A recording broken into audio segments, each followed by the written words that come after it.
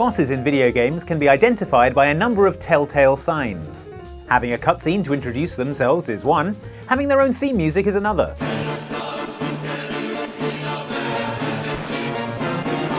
And if it's a From Software game, having their own health bar with a name like the Xylophonic Bone Colossus or Oceros the Consumed King is a dead giveaway. You were born a child of dragons. What could you possibly fear? Oh no, wait, that really is one. I was just making that up. Anyway, another telltale sign of a video game boss is that they're significantly harder than regular enemies, which is why you might be suspicious if you encounter a boss and find them to be much easier than you were expecting. Well, keep your wits about you, as it might be that that easy boss was just a ploy, a scheme, a ruse designed to trick you into something much deadlier. See for yourself with these 7 suspiciously easy boss fights that weren't what they seemed. Enjoy, and beware spoilers ahead for the following games.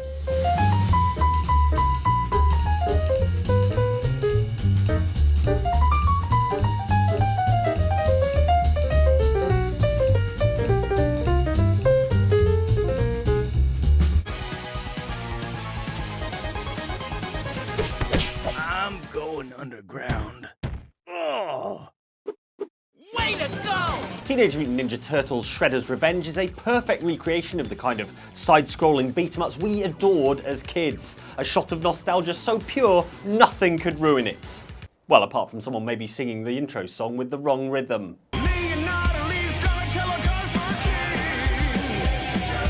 Alright, time to uninstall, I guess. Manage to persevere past the opening sequence, however, and you'll discover a great throwback beat-em-up packed with charm, fun, and some cool bosses ripped from the Turtles animated series and elsewhere for you to wail on with your ninja weapons, or, if you're playing as April O'Neil, broadcasting equipment.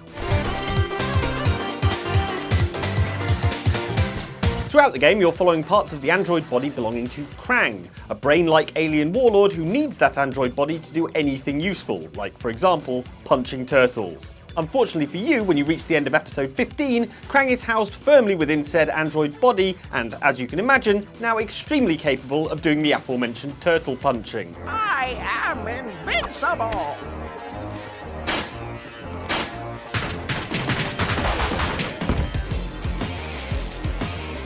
I'll teach you some manners! But while Krang is certainly tougher than the regular enemies you encounter throughout the game, you might notice that he's actually not all that hard to beat. He's only really got one attack, launching a spiked ball out of his fist, and he's slow and easy to chunk damage off with your super moves. Still, we're not ones to look a gift victory in the smashed android mouth, and we were busy celebrating when Krang started talking and said he had a surprise for us. You fell for my diversion. I have a surprise for you. And that's the point at which we remembered that the game's called Shredder's Revenge. I will show you how a true ninja fights. The world is mine. Yes, the actual boss of this stage is, in fact, Shredder himself, a much, much tougher opponent who is way quicker and more agile, able to leap around the screen, use powerful electric attacks, and, as if that wasn't enough, vanish, then reappear as 3 Shredders.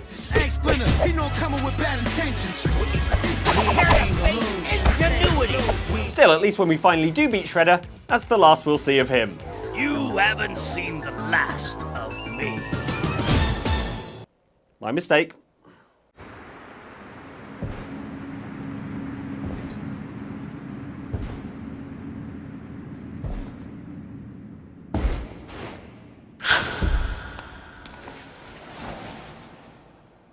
Elden Ring, From Software's recent smash hit collaboration with work-shy author George R.R. Martin, is at its heart all about the bosses. Whatever you're doing in the game, from exploring caves to shanking people from your horse to jumping into teleporters, is all in service of finding the next big boss to kill. And they don't get bigger or more spectacular than the game's Shardbearer bosses, story-critical enemies that you have to beat to progress the game. These Shardbearers are uniformly spectacular, brutal, and, most importantly, tough as nails, ranging from Godric the Grafted, who has more arms than a Mortal Kombat boss, to Starscourge Radahn, sentient comet and owner of the world's most comically undersized horse.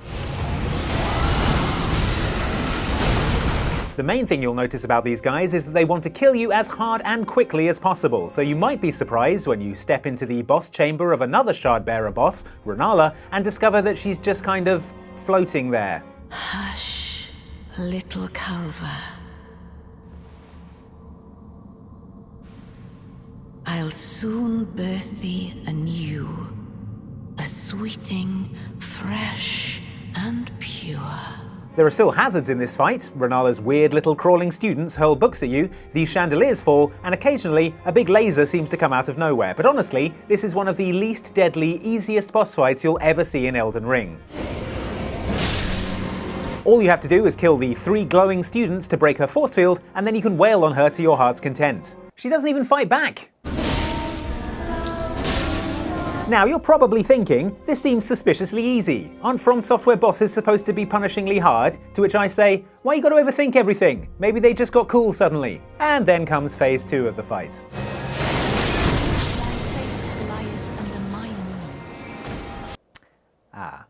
Yes, as you can see, at this next stage in the fight, the beating your ass duties are taken over by an apparition of Renala in her prime, conjured by her daughter Rani, and this Renala is in no mood to mess around, one-shotting you with death beams, firing off glintstone spells, and using her own summons, which, that's our thing, Renala, the absolute nerve. Great, now it's a proper Elden Ring boss, so it's going to take me as long to get past it as it's going to take George R.R. Martin to finish The Winds of Winter. I mean, almost as long.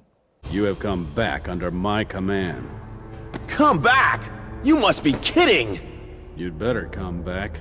It'll be fun from now on. I refuse! Zone of the Enders, the second runner, is a game in which you pilot a big flying robot, battling other robots in spectacular mecha anime fashion. The premise is you're a man named Dingo who is shot and left for dead by a Martian terrorist leader named Noman. Then a rebel pilot named Ken saves your life by plugging you into a cool mecha named Jehuti. And if you're looking for original baby names, I'm just saying look no further than this game. He's got a stable pulse. Thank you can go now. Anyway, your life is saved and that's the good news. The bad news is the cool mecha named Jehuti is now what's keeping you alive. So I hope you're happy to spend the rest of your life housed in Jehuti's groin area. For real, see? That's where they put the cockpit. In the course of revenging himself on Noman, Dingo eventually squares up to Noman's mecha Anubis, in what is sure to be an almighty mecha throwdown for the ages. What's wrong? Is facing up to Anubis too tough for you? Sorry, I was just trembling with excitement. Except 1 minute into what should be an epic battle that pushes your every mecha fighting skill to the limit, you're going to find the encounter curiously low-key, if not outright easy breezy. That's odd. That is odd, and the reason it's odd is that this Anubis isn't even the real one, but a decoy with your now love interest Ken trapped inside. Dingo, it's me! Ken! Correct, Dingo. Look out for Dingo, top 10 baby names 2022. I'm telling you. In retrospect, we ought to have been tipped off by how the fake decoy Anubis doesn't have the enormous wings of the real Anubis. And the real Anubis is now off to destroy Mars, which means you're off to stop him from destroying Mars in a much, much harder boss battle, this time with your own mecha already damaged from the previous fight.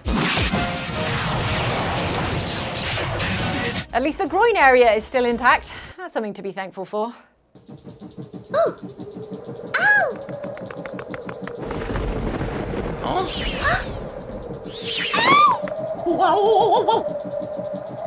In the original Super Mario Bros, Bowser was really easy to defeat. He always fought you on a precarious bridge over some lava, always with the switch to retract said bridge in full view, and usually didn't do anything to stop you pressing it, bar a few half-hearted leaps and fireballs.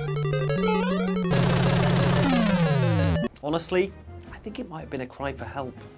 As such, you may think you know what to expect when you reach the end of New Super Mario Bros. On the Wii, to discover a setup very much like the one we've just witnessed. Princess Peach hangs in a cage suspended from the ceiling, Bowser is on a precarious bridge over some lava, and there is a big red switch just sitting there on the other side. Be rude not to, right?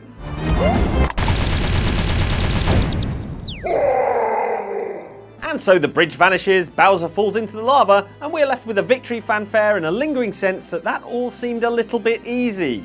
A concern that is validated almost immediately when Peach turns around to reveal that she is actually the wizard Kamek in disguise. Huh?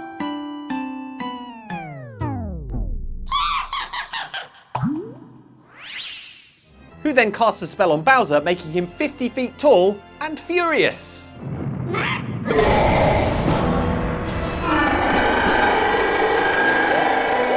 So now, instead of fighting regular Bowser, who will just politely stand on collapsible bridges until we decide to come by and kill him, we are now running away from giant, terrifying kaiju Bowser, whose fireballs can shatter brick and whose terrible claws send roaring tsunamis of molten lava our way.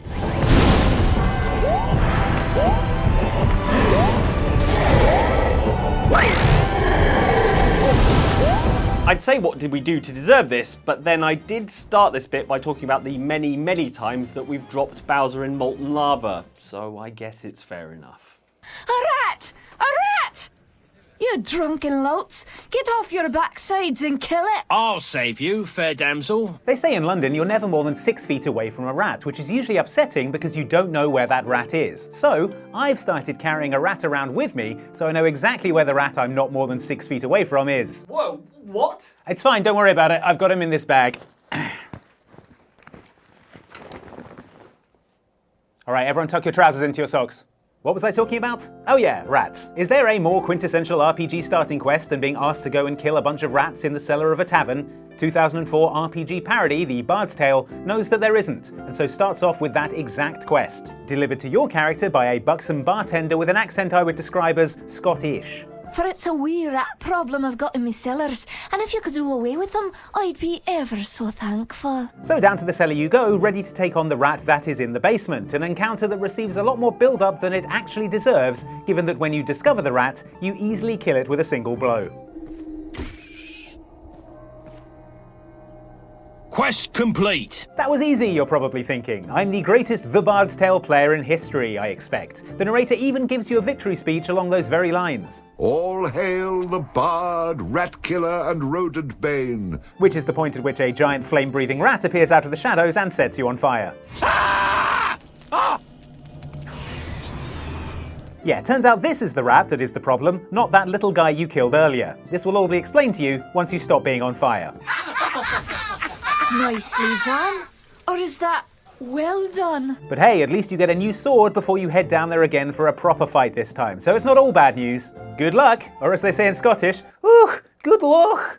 Charge!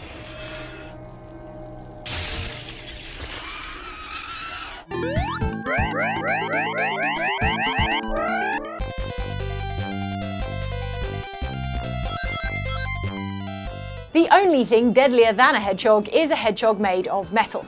Having understood this fundamental axiom, the designers of Sonic 3 and Knuckles made the final boss you must defeat as Knuckles a sinister, metallic robot version of Sonic.